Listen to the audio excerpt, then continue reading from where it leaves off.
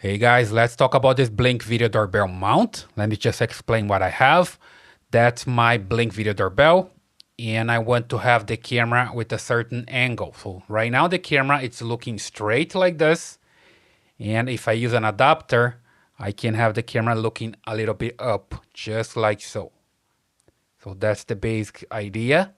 And I need to remove the plate from this camera, from the video doorbell, and install here. Okay, let me just show how it works. So basically, the device here, the mount comes with those screws, and I have those extra tools here to open the camera or remove the plate and make the installation. All right. So let me just remove the plate here. So I just get this tool here that comes with the camera, and I just separate the plate. That's the first step. Then I have my camera here, and I look the information here that's up.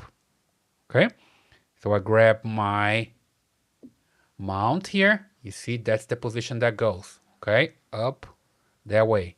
And you see that I'm going to install here. You see here I have this one and this one, and this with this. That's the idea. I just put it here. And of course, before that, I'm gonna use those screws to install this onto a wall, like this, and like this, for example, depending on the wall that you have. You're gonna install like this. Okay, let me just remove this, and later you're gonna put that way and use those screws. One here, and another one here. It's just easy like this. You just tighten up like so. And now you have your camera. You put it back here like this, and it's snapped in place. Okay. Now, as long as you have your mount here on our wall, you're gonna have your camera with this angle. Now it's looking a little bit up.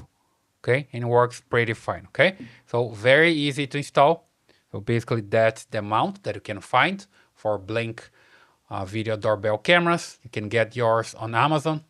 I like this one, it's pretty simple to use and I recommend it. And if you like this video, please subscribe to this channel, leave your thumbs up in your comments, and I see you in the next one.